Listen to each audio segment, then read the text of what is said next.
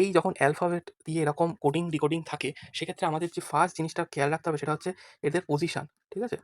এদের এই অ্যালফাবেটের পজিশনটা আমাদের মুখস্থ করে রাখতে হবে। যদি আমরা দেখি MASON, এখানে এম এর যে ভ্যালু সেটা হচ্ছে 30, এ এর ভ্যালু 1, এস এর ভ্যালু 19, ও এর ভ্যালু হচ্ছে 15 আর এন এর ভ্যালু 14। এটা যখন কোডেড আছে কিভাবে NBPPO তে, যেখানে এন এর ভ্যালু 14, বি এর ভ্যালু 2, টি এর ভ্যালু 20, পি এর ভ্যালু 16 আর ও এর ভ্যালু 15।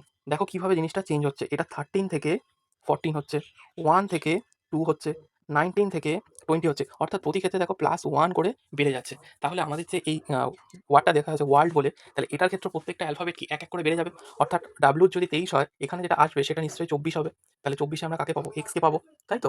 তারপরে দেখো ও আছে, তাহলে ও যদি 15 হয় তাহলে 16তে আমরা কাকে পাবো? পি কে পাবো, তাই না? তাহলে এক্স পি দিয়ে স্টার্ট হবে এমন অপশন কোনটা আছে? দেখো প্রথমটা। তাহলে সবটা করতে হলো না, প্রথম দুটো করলেই আমরা এর